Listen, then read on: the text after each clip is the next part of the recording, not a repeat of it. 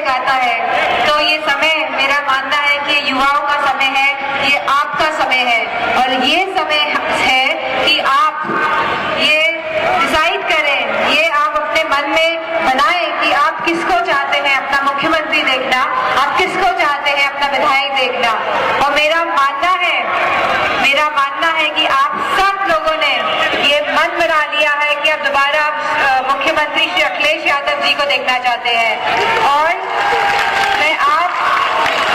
मैं आप सभी से निवेदन करूंगी कि हमारे प्रत्याशी अमिताभ बाजपेयी को भारी से भारी मतों से जिता के भेजिए, क्योंकि जब आप इनको जिता के भेजेंगे तभी आप अपने भैया के हाथ मजबूत करके उन्हें दोबारा मुख्यमंत्री बनाने का भी काम करेंगे। और मुझे पूरी उम्मीद है, पूरा भरोसा है कि आप साइकिल का बटन, जितने लोग यहाँ आए हैं, जितनी हमारी महिलाएं हैं, सब साइकिल का बटन दबाएंगे। हमने कांग्रेस के साथ गठबंधन क्यों किया? विकास की जो यहाँ पे गाथा लिखी गई है उत्तर प्रदेश में इस बार, मैं समझती हूँ हम नहीं चाहते थे कि लोगों के बीच में कंफ्यूजन हो। और ये जो विकास, जो ये उन्नति प्रदेश आज देख रहा है, जिस राह वो चल चुका है, तो उसमें हम नहीं चाहते थे कोई कंफ्यूजन हो। तो मैं समझती हूँ प्रदेश की उन्नति के लिए, प्रदेश के विकास के लिए भैया ने बहुत बड़ा दिल दिखाया है कि नहीं दिखाया है। अब मुझे खुशी है कि कांग्रेस भी हमारे साथ है, इस लड़ाई में हमारे साथ है। और मैं चाहूंगी कि किसी के बीच कोई कंफ्यूजन ना हो और सब मिलके, पूरे कानपुर के लोग जितने आज यहाँ उपस्थित हैं और जो आज यहाँ उपस्थित नहीं है, उनसे भी मैं निवेदन करूंगी कि एक बार फिर विकास जो सरकार करना चाहती है, जो भेदभाव की राजनीति नहीं करती है, जो सबको साथ लेके जाने की बात करती है, मैं आप सबसे निवेदन करूंगी कि समाजवादी पार्टी और जो भी विधानसभा आसपास हमारे इस क्षेत्र को जो छूती है और जो भी हमारी जो विधानसभाएं हैं, उन सब में समाजवादी पार्टी का प्रत्याशी है तो समाजवादी का प्रत्याशी, अगर कांग्रेस का प्रत्याशी है तो कांग्रेस के प्रत्याशी को भारी से भारी मतों से जिता के भेजने का काम करिए। पत्र जो भी था जमीन पे लागू करने का पूरा काम किया है, पूरा का पूरा काम। वो पार्टी जो मन की बात नहीं करती पर मन और दिल से काम करती है, आप लोगों के लिए काम करती है। हमने संतुलन बना के काम करने की कोशिश की है, जहाँ एक तरफ हम अपने गाँव के लोगों को साथ लेके चले हैं, वही हमने शहरों में भी विकास किया है। आपसे पूछना चाहती हूँ कि यहाँ पे विकास हुआ है? अभी प्रत्याशी जी ने बहुत कहा, मैंने काम हम लोग कर सके। 8 एम्बुलेंस सेवा, 102 एम्बुलेंस सेवा, जहाँ पे आप बस 108 नंबर बनाएंगे और एम्बुलेंस आपके घर तक पहुंचेगी। और मैं समझती हूँ इसी के साथ साथ एक ऐसी सेवा 1090, जब मैं पहली बार लोकसभा में बोल रही थी तो मुझको टोका गया कि आपकी 1090 सेवा नहीं चलती है। मैं कहना चाहूंगी कि जो काम 1090 जो हमारी महिलाओं के लिए किया है, ऐसा काम पूरे देश में किसी भी हेल्पलाइन में नहीं किया है।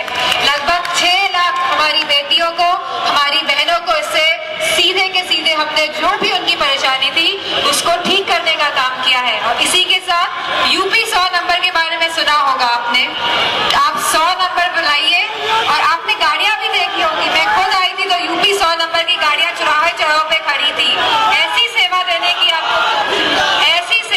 की व्यवस्था करी है। पहले समय में हम इस व्यवस्था को और सुधार कैसे कर सके, इस पे भी काम करेंगे।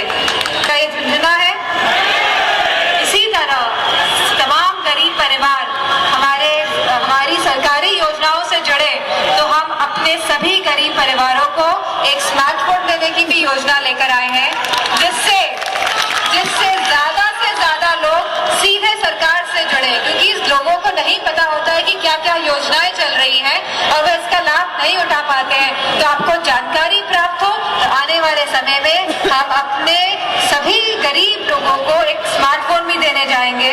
और बिजली के बारे में कहना चाहूंगी कि बिजली की व्यवस्था मैं समझती हूँ जो कानपुर में सही हुई है, वो और बड़े शहरों में तो हुई है, लेकिन कानपुर में भी बिजली की व्यवस्था में बहुत सुधार आया है।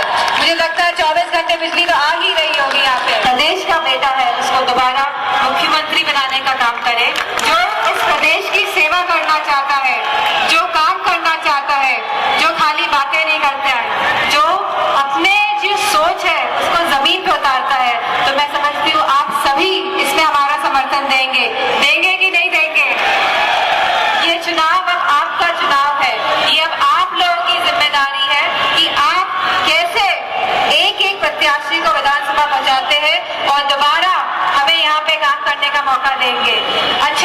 सरकार ने क्या किया बताइए?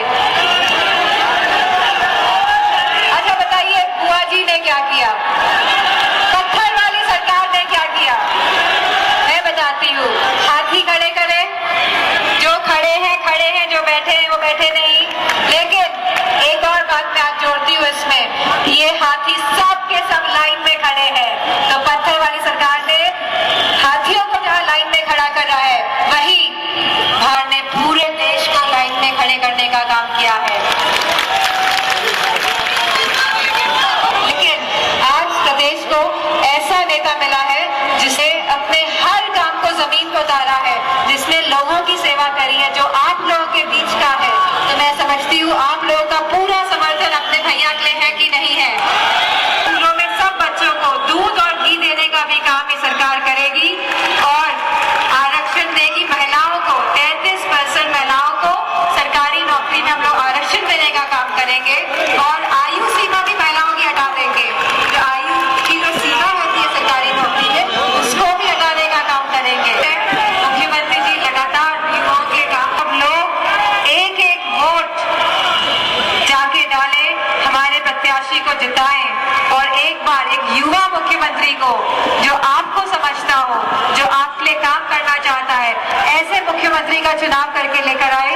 और मैं समझती हूँ कि मैं अब कोई कंफ्यूजन भी नहीं होना चाहिए। कंफ्यूजन तो नहीं है कोई कहीं? अब तो हैंडल में, साइकिल के हैंडल में अब हाथ का साथ है कि नहीं है? तो मैं सभी कांग्रेसी कार्यकर्ताओं को कहूंगी, अपने सभी कार्यकर्ताओं को कहूंगी, अब आप सबका चुनाव है, आपका खुद का चुनाव है। को तो मजबूत करेंगे ही, पर ऐसी सरकार बनाएंगे जो काम करती है, ऐसी सरकार जिसका काम बोलता है। इन्हीं शब्दों के साथ, इसी भरोसे के साथ कि आप सब लोग समाजवादी पार्टी का साथ देंगे और मुझे पूरी